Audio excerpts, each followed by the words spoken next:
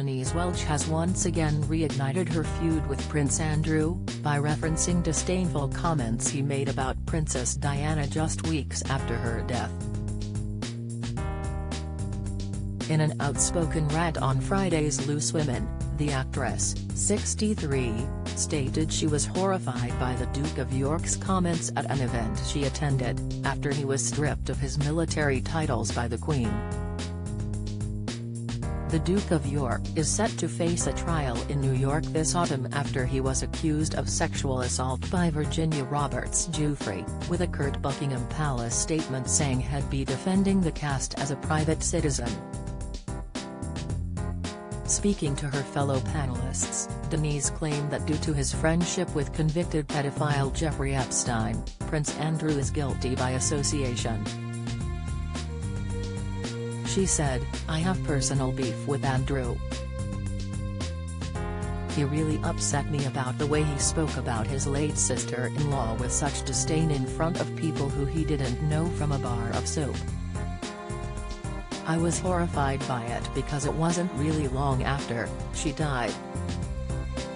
I had no skin in the game apart from someone who loved Diana from afar, but I was horrified. I never liked him, as a person, and then we had another few occasions.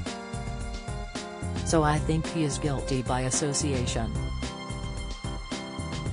Once he went to see Jeffrey Epstein when he was a convicted pedophile, that was game over. In September 2019, Denise first claimed she heard Prince Andrew made disrespectful comments towards Diana. Welch made the revelation in a segment discussing the royals' relationship with convicted pedophile Jeffrey Epstein, who had died by suicide a month earlier, which she called a huge mistake. The broadcaster said she attended the dinner with her ex-husband Tim Healy and several others, including an unnamed actress and a cricketer. Recalling how she and the cricketer had agreed it would be insensitive to talk about Diana, the panelist recalled Prince Andrew starting to do so.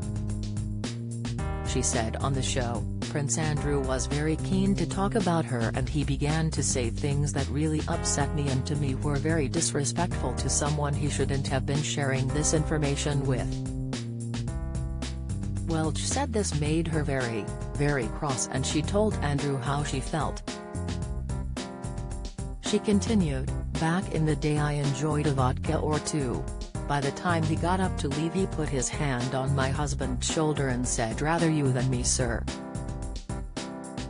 On Friday, palace sources said the ruthless and swift decision had been widely discussed within the royal family following Andrew's failed bid to persuade a judge to dismiss the civil lawsuit in which he is accused of having sex with a trafficking victim.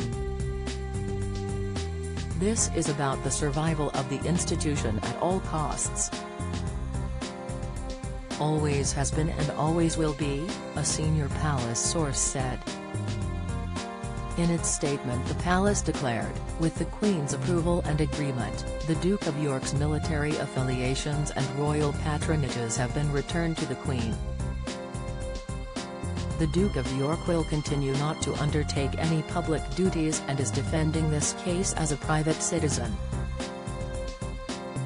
Andrew was yesterday summoned for a 90-minute meeting with his mother at Windsor Castle, and was accompanied by his personal lawyer, Gary Bloxham, who drove with him from his nearby home, Royal Lodge. But Mr. Bloxham, who was employed by the Prince to orchestrate his fight back against Virginia Roberts' allegations of rape and sexual assault, was unable to enter the royal residence and was left sitting in the car, Castle insiders revealed. The decision to remove Andrew's remaining titles and bar him from using his HRH title represents his complete removal from official royal life and will be seen as an attempt to distance the monarchy once and for all from his legal woes. The Duke now faces a jury trial in the autumn over Ms. Roberts' claims, which he has consistently denied. It is believed that discussions among family members have been going on for several weeks as Andrew's attempts to derail the case were repeatedly shot down. A well-placed palace source said the Queen and her advisors had decided to follow the same model of effective banishment with Andrew as she had with the Duke and Duchess of Sussex. The Prince, 61, was keen to make clear that his battle to clear his name and restore his reputation was not over. A source close to the Duke said his legal team were unsurprised by the judge's decision not to throw the sex case out given last week's bruising hearing in New York, during which he was openly dismissive of their argument to dismiss the suit. They added, "This is a marathon, not a sprint, and the Duke will continue to defend himself against these claims." Following his disastrous Newsnight interview in 2019, Andrew was forced by the Queen, Charles and William to step down from official duties. But he was allowed to keep a dozen military affiliations, including Colonel of the Grenadier Guards, a position inherited from his father the Duke of Edinburgh, and dozens of charitable patronages went into abeyance while he worked to clear his name.